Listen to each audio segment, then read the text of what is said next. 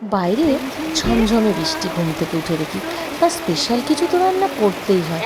আগের দিন রাত্রেই তো ম্যারিনেট করে রেখেছিলাম চিকেনটা, যেটা করব বলে, কিন্তু তার সঙ্গে বিশেষ কিছু বানানোর জন্য রেডি করে ফেলেছি। সকাল সকাল উঠেই দেখো গোবিন্দভোগ চালটা ধুয়ে শুকোতে দিয়ে দিয়েছি। আজকে করব বিশেষ একটা রান্না, আর পাখার নিচে শুকোতে দিয়ে দিয়েছি। তো চলো দেখতে থাকো কি করছি। পোলাও তো বুঝতেই পারছো কী পোলাও, সেটা দেখে না। ওখানে আদা ঘষে নিয়েছি, হলুদ নিয়েছি, নুন নিয়েছি। এবার আমি চালগুলো এই পাত্রটার মধ্যে নিয়ে নেব। বৃষ্টির দিনে ভালো খাবার খেতে বেশ ভালো লাগে বলো। এবার কতটা ঘি নিয়ে নিলাম, আর একটা অর্ধেক লেবুর রস চিপে ওর মধ্যে দিয়ে দিলাম।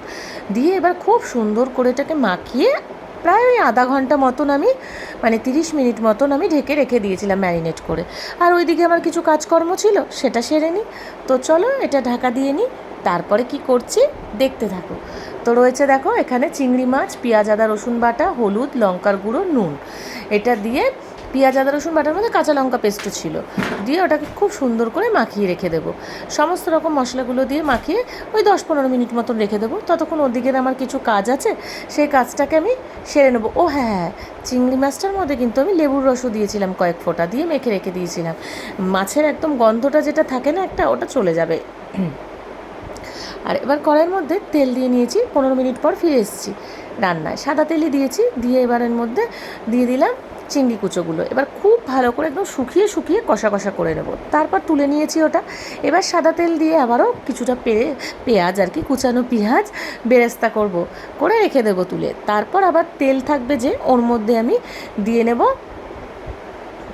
তেজপাতা, আর হচ্ছে শুকনো লঙ্কা, আর গোটা গরম মশলা ফোড়ন। তারপরে ওর মধ্যে একটু ঘিও দিয়ে দেবো।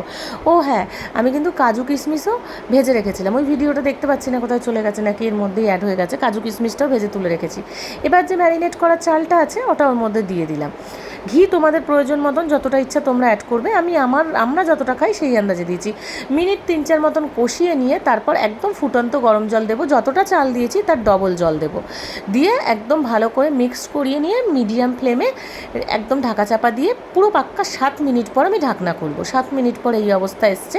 এবার একটু উল্টে পাল্টে দেবো। এই পর্যায়ে নুন লাগলে নুন দেবে, আমি কাঁচা লঙ্কা চিড়ে দেবো।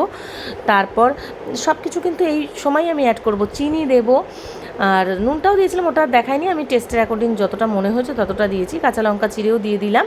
আর চিংড়ি মাছ যে কষিয়ে রেখেছিলাম, ওই কষানো চিংড়িটাও এর উপরে দিয়ে দেবো। দিয়ে এবার একটু হালকাভাবে নাড়াচাড়া করে নেবো। সাইড দিয়ে কেটে কেটে নাড়াচাড়া করবে, যাতে চালগুলো ভেঙে না যায়। ঠিক আছে, এবার আবারও একটুখানি ঢাকা দেবো। তারপর খানিকক্ষণ পর, মানে টোটাল আমি 2 আর 7 মানে হচ্ছে তোমার 11 মিনিট করেছি। এবার নাড়াচাড়া দিলাম আবার একবার, দিয়ে ওর মধ্যে পেঁয়াজ বেরেস্তা ভাজা, আর মানে পেঁয়াজের বেরেস্তা ভাজা, আর হচ্ছে তোমার কাজু কিশমিশ ভাজাটা দিয়ে দিয়েছি। এবার ঘি ছড়িয়ে দিলাম উপর দিয়ে। এরপর যেটা ছড়াবো, গুঁড়ো উপর দিয়ে ছড়ালাম, সেটা হচ্ছে জয়িত্রী, জায়ফল আর গোটা গরম মশলা কাঠকোলায় ভেজে যে গুঁড়ো করে রেখেছিলাম, সেই গুঁড়োটা উপর দিয়ে ছড়িয়ে দেবো। ঘিও দিয়েছি বেশ খানিকটা, দিয়ে নাড়াচাড়া দিয়ে ঢেকে রেখে দেবো। দুর্দান্ত স্বাদ বন্ধুরা, অসাধারণ স্বাদের এই চিংড়ি পোলাও। অবশ্যই ট্রাই করো, ভালো লাগলে লাইক কমেন্ট শেয়ার করো। টাটা।